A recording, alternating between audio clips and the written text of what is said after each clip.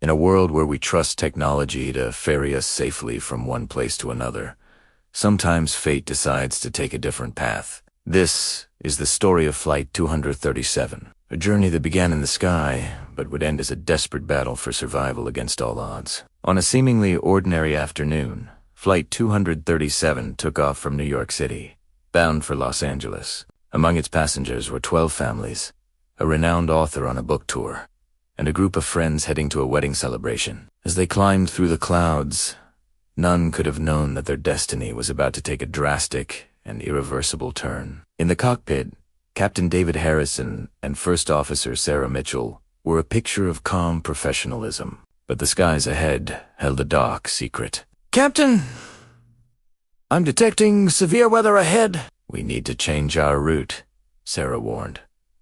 "Agreed. Initiating a course adjustment," David replied, his hands firm on the controls. Despite their experience in swift action, they were not prepared for the storm that ambushed them. The turbulence became violent, the aircraft bucking like a wild horse. Inside the cabin, a sense of unease turned to outright fear. Chaos erupted as passengers clung to their seats, their excited chatter replaced by worried gasps. Then, in a split second, the unthinkable happened. Flight 237 was caught in a severe downdraft, and the plane began to lose altitude at an alarming rate. Alarms blared through the cockpit, a deafening siren call heralding their descent. The sounds of grinding metal and shattering glass filled the air, before being swallowed by an eerie, final silence. When the dust settled, the scene was one of utter devastation. A smoky, eerily quiet landscape in the middle of a dense forest, with wreckage scattered like broken toys. Flames licked the remains of the fuselage.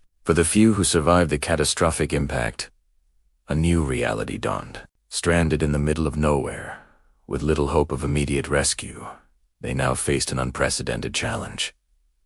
To stay alive against all odds, from the twisted metal, the survivors emerged, disoriented and injured. Among them were Megan, a spirited 28-year-old teacher, her first instinct to protect and calm. There was Tim, a retired firefighter, whose years of experience kicked in automatically. And Lana, a Tech-Savvy software engineer, whose mind was already racing, assessing the situation. Clutching each other in shock were Dave and Anna, a young couple whose honeymoon had just become a nightmare. Amidst the chaos, Magan's voice cut through the fear. "Listen up, everyone.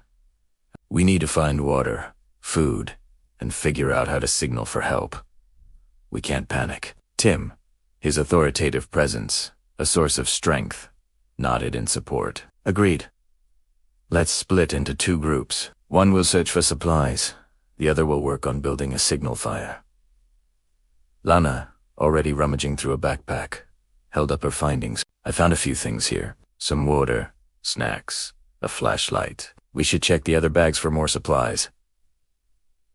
A new determination sparked among the survivors as they began to salvage what they could from the wreckage. As sunset cast a golden hue over the forest, the encroaching darkness brought a new sense of urgency. The group huddled around a small, crackling fire. The small amount of food and water they'd gathered a stark reminder of their precarious situation. Megan looked at the faces around her, etched with fear and exhaustion. "We have to stick together and support each other.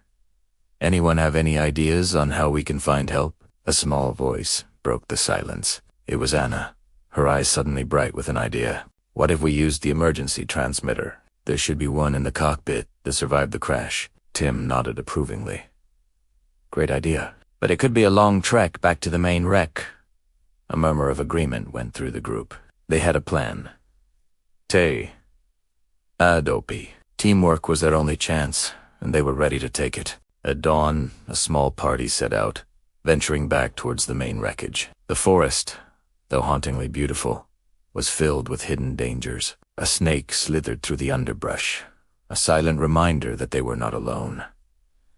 "Stay close, everyone. We can't afford to get separated," Lana called out, her voice tight with tension. They faced challenges at every turn, getting lost, sustaining injuries. But they helped one another, their shared ordeal forging a powerful bond. Reaching the wreckage, they found more supplies. A small victory in their desperate fight, but just as relief washed over them, the sky above began to darken ominously. The rain started as a drizzle, then turned into a torrential downpour. It washed away their tracks, soaked their supplies, and threatened to extinguish their precious fire. The survivors scrambled, seeking whatever shelter they could find from the relentless storm. "We can't stay out here.